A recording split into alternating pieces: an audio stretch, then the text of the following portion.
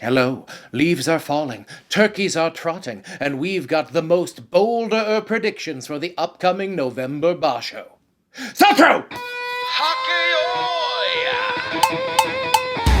the salt, get in the ring. Welcome to the Dohyo.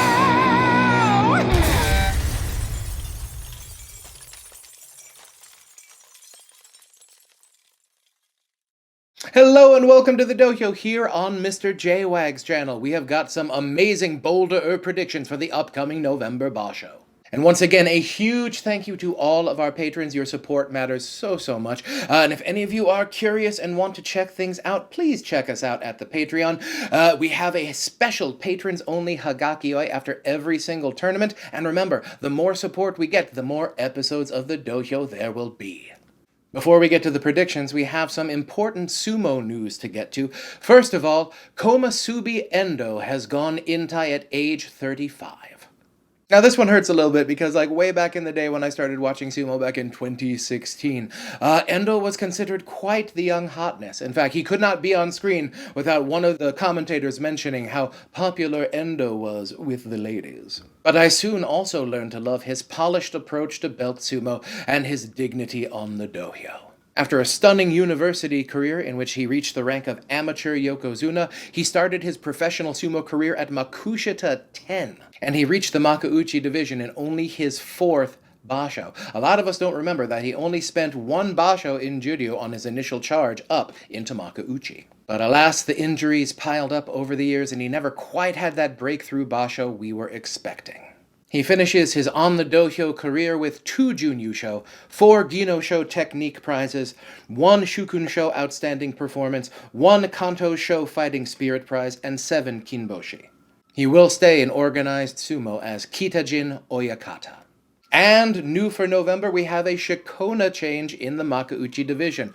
Kusano will now be known as Yoshi no Fuji. I'm in favor of this because it makes me think that Yoshi from the Mario universe suddenly grew to kaiju mountain size and is wreaking havoc, and for some reason, that makes me happy. So henceforth on the dohyo, Kusano will be known as Yoshi no Fuji, unless he changes the name again. And perhaps the biggest bit of sumo news to happen since the last tournament, sumo has invaded London. That's right, we had an exhibition tournament in London held at Royal Albert Hall. Over 40 Rikishi showed up. By all accounts, it looked like they had a great time, and by all accounts, the British public loves sumo. Now, while I didn't do a whole lot of mid-basho coverage for the Royal Albert Hall exhibition, it's primarily because I tend to focus on the matches that matter for the rankings and the historical events. This is great. I think that sumo needs to do more of these, and there's nothing bad about getting sumo out to the larger world and showing everyone this amazing sport we all love so much. And while no, I do not think they were going full out in those matches, and I do not think the results of those matches will be usefully predictive going forward, again, I think it's a great thing, and I think they should do one every year. Heck, Paris next year.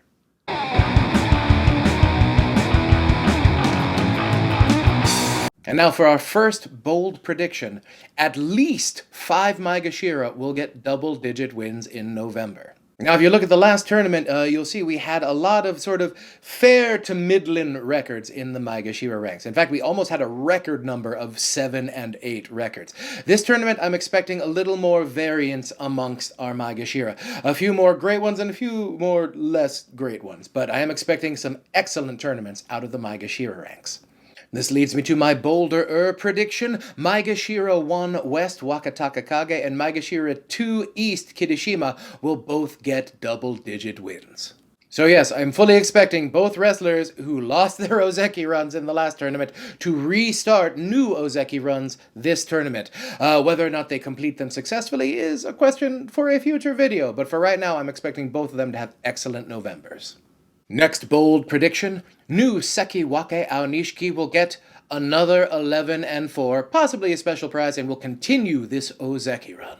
Who am I to blame with consistency and math? Every other tournament he's had in the Makuuchi division this year since his debut has been an 11 and 4, so let's say he's going to get an 11 and 4 this time. I do not expect this to happen every time, especially moving forward. I'm expecting him to make Ozeki in the first half of next year, but heck, to close out 2025, one more 11 and 4 for Aonishiki. My bolder prediction, Sekiwake Oho will get his first Kachikoshi in the Sanyaku. I know, Oho hasn't had the best luck in the Sanyaku the last time he was up there, but this time I think he's ready to take, if not a leap in his sumo, another step forward.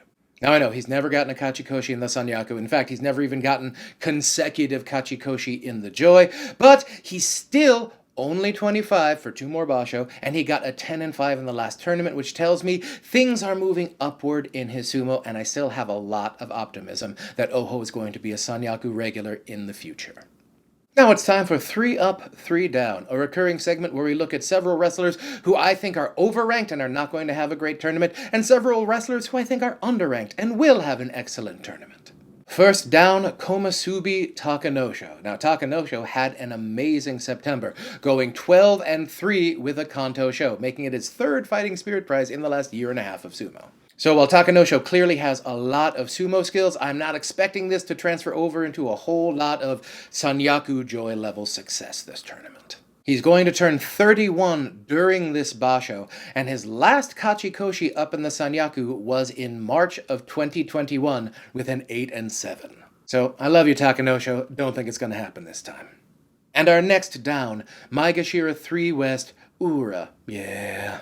Now, I love Ura, but the whole Ura vibe, it's more about just like, hey, we're all here having a good time. It's not about Ura necessarily excelling at the top of the Banzuke. In fact, in all of Ura's longer than we think career, I mean, young face does not equal young body. In that entire career, he's only had 3 Kachikoshi ranked Maegashira 3 or above, and all of them have been 8-7s.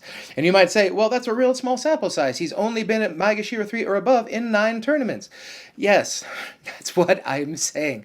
I don't think Ura's true talent level is up in the Joy. In fact, he's going to get knocked back down to mid-Maegashira. I would not be surprised if either Takanosho or Ura get double-digit losses. And our final down, Maegashira 4 West, Oshoma. Now, Oshoma has shown a lot of potential this year. He ended up doing really, really well a few tournaments ago and ended up getting promoted all the way up to Komusubi. I mean, he was helped by a lot of Banzuke luck, but he did make Komusubi, where he immediately sort of crapped the bed and fell back down into mid-Maegashira. I do not see Oshoma as a Joy Sanyaku level wrestler. His highest ranked Kachikoshi is Maegashira 6, and the last time he was up at Maegashira 4, he got a 4-11. So, yeah, and that's the fact he's not particularly young. He's 28. So I think this is the Oshoma we're going to get moving forward, and I'm not expecting a whole lot of improvement out of him. And now for 3 Up. We start with Maegashira 10 East Daisho. Yeah, Maegashira 10 Daisho. Sounds a little weird, right? Daisho has been one of our most consistently excellent Rikishi over the past few years, often hanging out in the Sanyaku. But calf injury 2 tournaments ago, last tournament hadn't fully healed back, although had a much better second week than first week, which gives me hope that Daisho is going to be, if not fully healed, largely healed for this tournament. And even like a 70 to 75% effective Daisho should clean up at Maegashira 10. And frankly, if he's feeling better than that, I'd consider Daisho a dark horse Yusho pick at this ranking. Next up, Maegashira 9 West Tobizaru. Now, Tobizaru took a big tumble down the Banzuke this year, and last tournament was at Maegashira 15, ended up getting a 9-6. If he's feeling that healthy or healthier, I would expect another 9-6 at Maegashira 9. That just feels very low for Tobizaru's true talent level, hoping he's going to have a strong bounce back with a 9-6 or better this tournament. And our last up, Judeo 2 West, Asahakiryu. Now, Asahakiryu has had a great career to date. He's made it up to the top of Judeo in only 18 basho. And I think we're a little bit spoiled by the Aonishikis and Takeru Fujis of the world, who leapt through it in way less time. But 18 is still a very, very short jump to the top of Judeo from the bottom of Sumo. 2 tournaments ago, 7-0 in Makushita. Last tournament, 13-2 Judeo Yusho. I'm expecting great things out of him moving forward. This tournament, maybe not a 13-2, but I am definitely expecting 10+ wins and Makauchi promotion for January for Asahakiryu. Now it's time for Which Way We Going, where we look at several wrestlers whose career is at a crossroads this tournament, and we try to figure out which way they're going. We start off with Maegashira 1 East Hakuoho and Maegashira 5 East Yoshino Fuji, the recent Kusano. They are both young hotness fighting at their career high ranks, but what is the ceiling? Now, Hakuoho is only 22, but oh, so many injuries already. And a lot of his recent records have been 8 and 7s, inching his way up the Banzuke. But let us not look past the fact that he is now on his 8th consecutive Kachikoshi, which is an excellent achievement no matter where you are on the Banzuke, let alone working his way up to Maegashira 1. I firmly believe a fully healthy Hakuoho is a Sanyaku wrestler, but the question is, will we ever see a fully healthy Hakuoho? And looking at Yoshino Fuji, the recent Kusano, he's a bit further down the Banzuke and he's a little bit older. He is 24. Still, I would believe, pre-peak. Now, Yoshino Fuji started his Sekitori career with an absolute bang, starting with 2 consecutive Juryo Yusho, going into a Makuuchi debut of 11-4 and a Jun Yusho. Can't get much better than that. But in the last tournament, he ended up at Maegashira 6, only an 8 and 7, which tells me there is definitely a ceiling there for Yoshino Fuji. Now, the question is it a hard ceiling that he's going to bounce off of, or is it a soft ceiling that he will eventually break through? I believe he will eventually break through that ceiling. I just don't think it's going to happen this tournament. I'm expecting both of these wrestlers to get somewhere between 7 and 9 wins this tournament, and both of them will make significant moves into the Sanyaku in 2026. But for this tournament, not quite sure.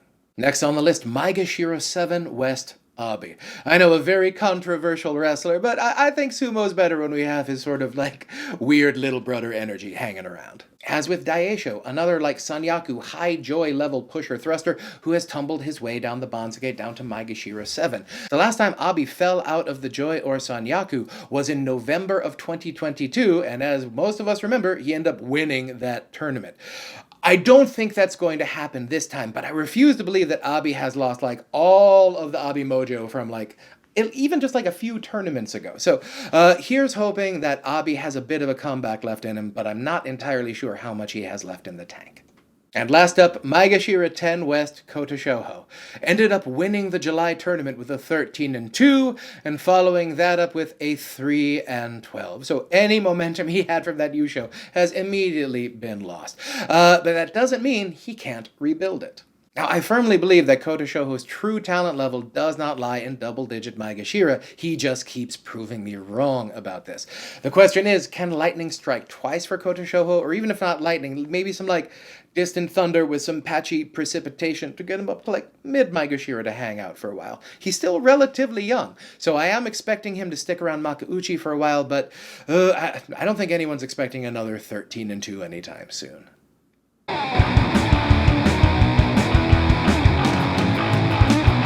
The next bolder prediction, I think we are going to have at least 2 Kyujo in the Sanyaku this tournament. I know it's not my favorite prediction either, but we have been remarkably lucky in Makuuchi with the lack of Kyujo we've really been having in the past few tournaments. In fact, in the last tournament, we only had 1 mid-basho Kyujo, and that was Ozeki Kotazakura. And yeah, I'm still a little worried about Kotazakura, and I don't think he's going to finish this tournament. And then, on top of that, we have 2 Komusubi, neither of whom I'm expecting to have a great tournament, Takanosho and Takayasu. I really feel like Takayasu is overdue for a Kyujo. He hasn't had one in a while, and that body is not getting any healthier. And of course, Takanosho from way back is still working through like a torn ACL that he never ever took time off to like actually let heal, and I wouldn't be surprised if he ends up going Kyujo at some point in the tournament either. And that leads me to my bolder prediction. 50% or more of Maegashira's 1 through 5 will get a winning record. So yes, I expect there to be a bunch of turnover in the Sanyaku going into 2026. I mean, I already mentioned I think Wakataka Kage and Kirishima are going to have some excellent tournaments, but we could have some dark horse excellence from some other Joy regulars like Hirado Umi or Tamawashi. And in fact, if my research is correct, if Tamawashi gets a winning record in November, he will be the oldest wrestler to get a winning record in Makuuchi. So let's go Iron Man. Alright, we're almost to that Yusho pick, but not quite. My bolder prediction is that going into day 15, we will have at least 3 wrestlers still eligible for the championship, including both Yokozuna. So yes, I'm expecting another strong tournament from both of our Yokozuna, and at least 1 strong dark horse from Maegashira, possibly Daisho. But yes, I would not be surprised if any of the other Maegashira, including, remember, Wakataka Kage and Kirishima this tournament, end up being that dark horse I'm expecting.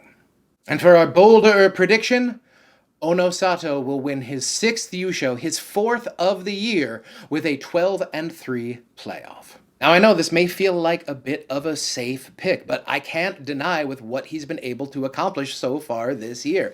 In the past 4 tournaments, he's won 3 of them and finished second in the other one. So I think right now, if your floor for your sumo is second place, you're doing great. Thank you so much for joining us here on this episode of the Dohyo. If you have not already, please like, subscribe, and comment. Interacting with YouTube helps the channel so very much, and I promise you, it's completely free! And if you have the means and inclination to support us this holiday season, we would love to see you down at the Patreon. Remember, the more support we get, the more episodes of the Dohyo there will be. Stay tuned to the channel. You're not going to want to miss all of our upcoming November basho coverage, including the mid-basho quick strikes and the amazing basho recap. But beyond that, all of our end-of-year content is coming, including updating the charts of our tiers, who will be our next Ozeki, and whose year was 2025. And I know you're not going to want to miss that. So everyone, stay safe, stay strong, stay healthy, and I will see you next time on the Dohyo.